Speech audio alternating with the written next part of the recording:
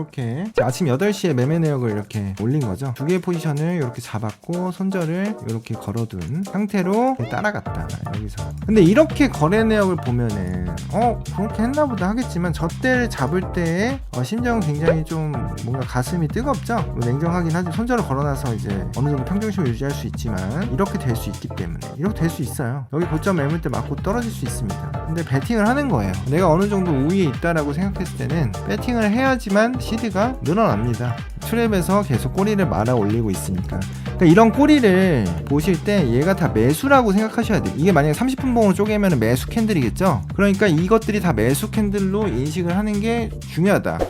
3월 9일 미장에서 고점을 만들었죠. 골드가. 한번 추세선을 그어볼게요.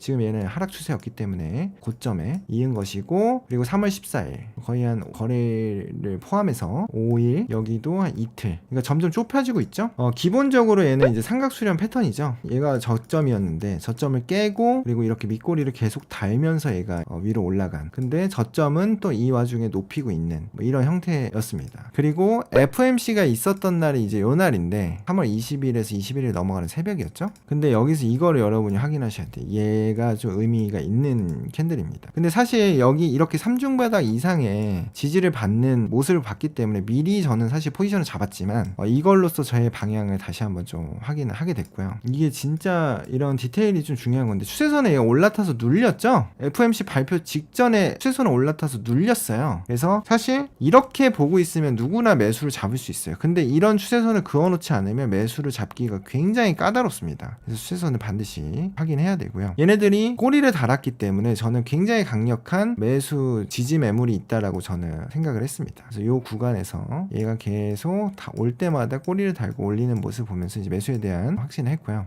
이날의 가격 흐름은 3월 20일의 가격 흐름은요, 여기서 아시아가 시작했어요. 여기서 내린 거죠. 내렸다가 말아 올렸죠. 그러니까 꼬리를 단 거죠. 얘도 위로 올렸다가, 그러니까 도찌인 거예요. 도찌 캔들이다. 밑으로도 꼬리를 달고 말아 올리고 위로도 치고 올렸다가 말아 내리고. 그러니까 굉장한 보합 상태였던 거예요. 근데 마지막의 방향이 뭐예요? 그렇죠. 마지막 방향이 내렸다 올렸잖아요. 내렸다 올렸다 다시 되돌렸는데 그럼 뭐냐, 이거는 마지막 방향이 이날의 주요 장시간에 흘러내렸다가 그걸 다시 FOMC를 앞두고 말아 올렸다. 그러면 얘가 테스트일까 얘가 테스트일까? 얘가 테스트일 확률이 높죠. 마지막 방향이 테스트일 확률이 높죠. 얘가 내렸다가 그날 다시 다 말아 올렸는데 다시 또 내린다는 것의 확률보다 이날이 시작이 여기였는데 시가를 얼로 깼어요? 위로 깼죠? 그러면 방향을 깨 관점에서도 매수 우위로 볼 수 있다. 이거는 어려울 수 있는데 시가를 어느 방향으로 깨고 있는지를 파악한다는 관점만 그냥 머리 넣어두시면 될 것 같아요. 그래서 이날의 가격 흐름은 아시아장으로부터 흘러내렸다가 아시아장부터 유로장까지 유로장 말미에 쳐 올렸다. 시가를 위로 깼다. 상방으로 깼다.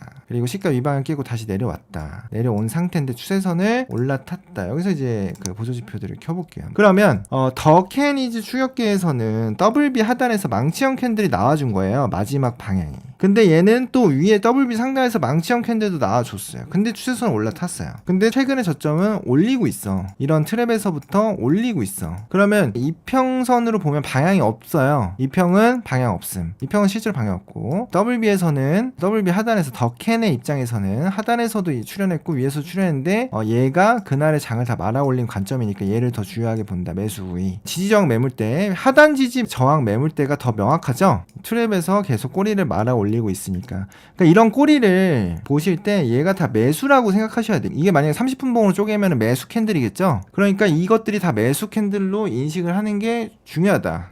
그럼 얘는 하방 올 때마다 매수캔 바로 또 올리네. 하방 올 때마다 매수캔 또 올리네. 하방 올 때마다 매수캔 또 올리네. 단순 꼬리로 해석하지 않고 30분 봉상에서는 꽉 찬 양봉 캔들이겠구나 라고 생각하실 수 있겠죠. 격의 관점을 볼게요. 지지 저항까지 봤죠. 더캔 이지 추세선까지 봤고 이제 격을 보겠습니다. 격 계속 어떻게 하고 있어요? 얘가 이 트랩부터 꼬리를 말아 올리는 캔들 올 때마다 얘가 어떻게 하고 있어요? 그렇죠. 올라가고 있죠. 그런 상방이네. 그렇죠. 격까지 제가 확인한 거죠. 깨 확인했고, 추세선 확인했고, 더캔 확인했고, 더캔에서 망치형 캔데, 근데 위아래 더 있었지만 마지막 방향이 깨 관점에서 올렸으니까 더캔 매수 우위라고 생각하고 있고, 추세선 올라탔다. 추세선 위에서 눌러줬다. 이격도 매수 우위다. 그러면 얘는 매수 우위니까 잡는다. 그럼 여기서 잡았을 때 어떻게 대응할 거냐. FOMC는 사실 변칙적인 게 많습니다. 그래서 여러분이 포지션을 잡았다고 하더라도 이렇게 갈 수 있습니다. 내가 아무리 매수 우위로 보고 포지션을 잡았다 하더라도 얘는 이렇게 갈 수 있어요. 그게 지표 매매예요. 사실 지표 매매는 위험한 거래입니다. 지표 전에 포지션을 잡는 건 위험한 거래예요. 근데 지표 매매는 한번 먹으면 이렇게 미친듯이 먹는다. 말도 안 되게. 내가 매수 우위로 완벽하게 봤어. 더케인 추격계로 분석해서 매수 우위로 확인해서 포지션까지 잘 잡았어. 제가 잡은 포지션이 여기인데요.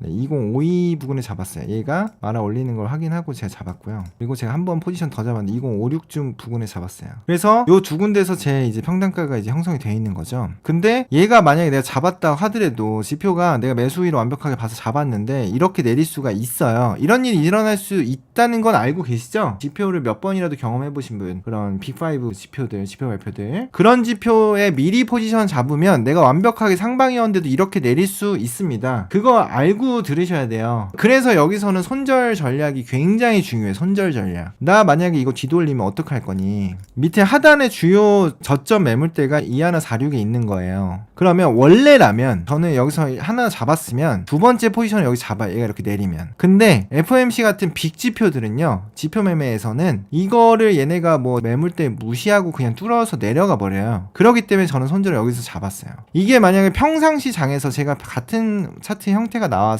그리고 또 내가 더케인 추격계로 매수 우위나 매도 우위를 판단해서 잡았으면 저는 원래 여기다가 2차 매수를 걸어 놓습니다. 근데 얘는 FOMC 같은 빅 지표가 달려있기 때문에 얘가 만약에 이 캔들이 거꾸로 간다라고 가정하면 여기서 뭐 반등 안 나오고 그냥 뚫고 내려가기 때문에 손절을 저가에 잡았다. 여기다 손절을 걸어놨으니까 심리적으로 편한 상태죠. 이렇게 쳐 올리다가도 내릴 수 있어. 지표 매매랑 그런 것이에요. 근데 얘가 계속 내가 생각한 방향대로 가줬다. 그래서 이 포지션을 제가 다음날까지도 홀딩할 수가 있었다. 물론 이제 스탑은 다 따라갔습니다. 그래서 2월 21일날 제가 익절을 한 내용을 매매 소통방에도 좀 공유를 했었는데 다시 한번 볼게요. 네, 이렇게 아침 8시에 매매 내역을 이렇게 올린 거죠. 두 개의 포지션을 이렇게 잡았고 손절을 이렇게 걸어둔 상태로 따라갔다. 여기서. 근데 이렇게 거래 내역을 보면은 그렇게 했나 보다 하겠지만 저 때를 잡을 때의 심정은 굉장히 좀 뭔가 가슴이 뜨겁죠. 뭐 냉정하긴 하지만 손절을 걸어놔서 이제 어느 정도 평정심을 유지할 수 있지만 이렇게 될 수 있기 때문에 이렇게 될 수 있어요. 여기 고점 매물대 맞고 떨어질 수 있습니다. 근데 배팅을 하는 거예요. 내가 어느 정도 우위에 있다라고 생각했을 때는 배팅을 해야지만 시드가 늘어납니다. 거의 이제 계좌의 3분의 1이 늘어난 거잖아요. 그래서 여러분이 이런 상황을 이제 계속 만나실 거예요. 이렇게 될 수 있어요. 실제로 이런 사례 많습니다. 그렇기 때문에 여러분이 스탑을 확실하게 걸어두는 게 중요합니다. 이런 거래에 임하실 때는. 물론 다른 거래 다 마찬가지예요. 비중이 들어갔다면. 얘 같은 경우에는 제가 비중을 사실 많이 산 건 아닌데 제 입장에서. 근데도 여기다 스탑을 건 건 FOMC였기 때문이다